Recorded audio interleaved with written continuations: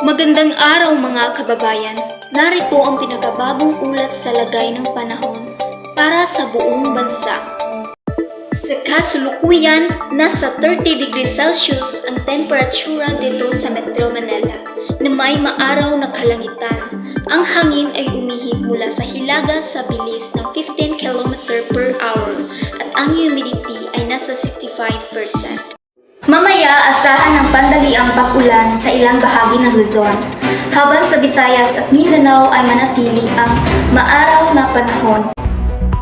Magandang pagkakataon ito para sa mga outdoor activities, ngunit magdala ng payong para handa ang biglaang buhos ng ulan. Sa gabi naman, bababa ang temperatura sa 26 degrees Celsius sa Metro Manila. Sa mga kamundukan ng Cordillera na mas malamig na panahon ang mararanasan, kaya maghanda ng jacket o sweater.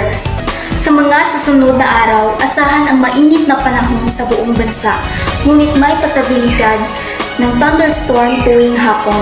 Sa Mindanao, maaaring makaranas ng pag-ulan dulot ng isang low pressure area sa silangang bahagi ng bansa.